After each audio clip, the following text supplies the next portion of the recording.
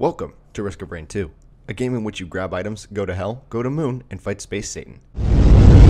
You get to play as one of two different masochists, and today we will be going over how to play the fanfic love child between Captain America and Hawkeye herself, the Huntress. Female Robin Hood chooses an auto-aiming bow and arrow as her primary weapon. Each arrow fired from this malware arrow and bow does 150% damage per shot, and can also be fired while sprinting. Well, at level 1, base damage for Huntress is 12 and increases by 2.4 per level. Keep in mind, not all characters' base damage is the same, or levels the same, because every single dimension-riddled character in this game wants to be a quirky little shit. To make a long story short with Huntress, however, each arrow does 12 damage times 150% at level 1. As you level up, your base damage increases, and is then multiplied by 150% every time you take a shot. We're not done yet. Just like the number of views this video will get, Huntress comes with two primary weapon options.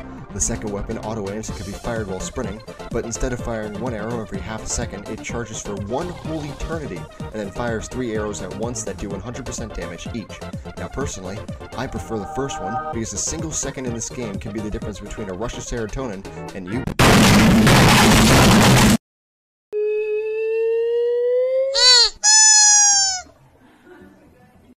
Arguably the best weapon in Huntress' kit is her laser glaive Beyblade toy, or LGBT for short. This fantastic childhood toy is also aimbotted and does 250% damage per hit. But that's not what makes this Beyblade so OP. This rotation sensation can bounce off up to 6 enemies, with each hit doing an extra 10% damage to the current damage. That means that the damage is multiplied by 250%, and then is multiplied by 110%. And once it bounces again, that number is multiplied again by 110%. You see where this is going? Basically, it's crowd control central. Look at these massive fucks. One throw, boom, gone. Another throw, ting ting ting ting ting ting ting ting ting, gone. Got 2 bosses, got multiple glaives. Play that theme song, baby! Beyblade, Beyblade, let it rip! Let's fight an epic battle! Face off and spin the metal! Yeah, it's pretty good.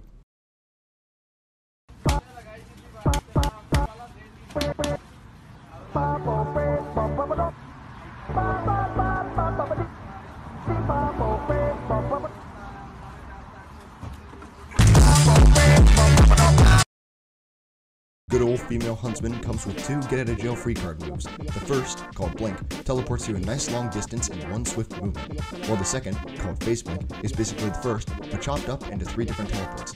Basically, if you use all 3 small teleports at once, you go the same distance as the one big teleport. Also, if you were to total the combined recharge time of the 3 teleports, it adds up to the same as the one big teleport.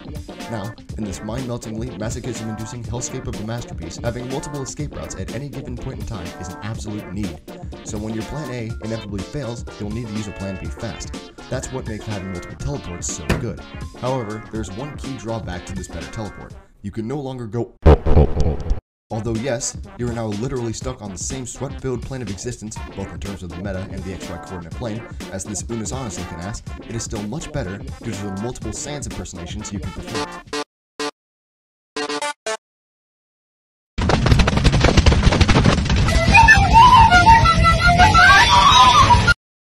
The final 2 parts of Huntress' kit is where Huntress ditches the aimbot and return for your average Texas weather or a fully automatic 50 caliber rifle. First thing that you should know about these specials is that they are both their own get-out-of-jail-free cards. Each special holds you in the air for a few seconds and allows you to decide where to fire. In these few seconds, the game is basically telling you everything the light touches can be. After that, each special takes 12 seconds to recharge. That's where the similarities end with the specials, however. Now you are faced with a choice. Do you want your enemies to feel the same slow, stinging pain that you did all those runs, or do you want your enemies to be erased from existence in the blink of an eye? Option 1 is known as Rain of Arrows. You pick a spot and everything in that spot receives slowness and 225% damage per second. The Rain of Arrows lasts for a little over 5 seconds. Despite what the animation shows you, remember that the damage isn't per arrow hit, it's per second in the circle. Also, once you pick a spot, there is no changing it. So even with that slowness, enemies can still leave the circle, but if you can keep them there, it can be quite pog. Option 2 is known as Ballista. You are given 3 shots that each do 900 damage per second regardless of the range, or whoever the person was before you enacted sweet judgment upon them. The choice is yours. Whoa. Auto rating, high DPS, fast mobility. Is there anything that Huntress is truly bad at? Why yes, of course. I've just neglected to tell you them. Allow me to paint you a picture. It's a monsoon command run. You're stacked with 100% crit chance, plenty of healing, and 4 legendary items. You make it all the way to Mithrix himself. You've finally done it. After so many attempts, you're finally gonna beat your first monsoon run all by yourself, and with hardly any hits taken. This is it. This is the run, you say to yourself. All you need to do now is land the final hit and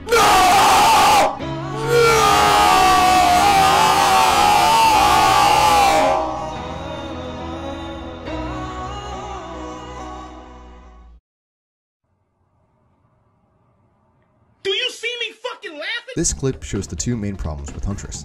Number 1, her HP stat is absolute dog shit. Here's a graph of where every character's base HP stat lies. You've got your meaty boys and your less meaty boys, and here's Huntress. The only character in the whole game that has a base HP stat that's not in the triple digits. A passing breeze can break Huntress's spine with that sort of stat, let alone the wrath of the blue-balling Moon King. We'll never get this right? No, it won't. Because even when you do get Huntress's sandwich, it must flow right through her because her HP stat has the lowest HP gain per level out of everyone in the game. Well, yeah, that's right. He's the best you see. You could did your set. Thank you for our segue into reason number 2. Huntress over here can't aim for shit. Why else do you think she has an auto aim? In order for you to even fire a shot as Huntress, you need to be close enough to your enemy so it can lock on, and only then can you fire a shot. Hence why I had to fight Mithrix up close. This goes to show why having multiple teleports is so good. Also, a quick side note about the short range auto aim. You don't get to decide who you're firing at. It's the closest person to you, and that's the end of the discussion. So heaven forbid if you want to hit the Hindenburg over there before he explodes, but one tiny wisp fuck got in the way, causing your malnourished ass to take the full impact of a nuclear blast.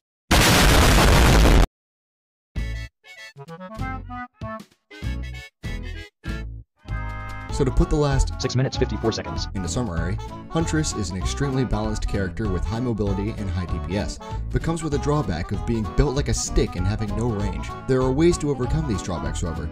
The best part is that I've already told you what they are! Everything in Huntress's kit, when used correctly, allows Huntress to truly become one of the most dangerous characters in the game. Built like a stick, just don't get hit, use your teleporter ability. Bad range, you've got your ballista for that. About to be gunned down by some whiffs? Throw your Beyblade and don't write Hopo Games that email about removing whiffs from the game, okay? Can't aim because you're too busy focusing on everything else I've told you? You've got your auto aim. And that's the beauty of Huntress. At the end of the day, it's your skill that determines if Huntress is good or bad. Wait, if that's so true, then how come you didn't beat Mithrix over time? Well, to tell you the truth, I just suck.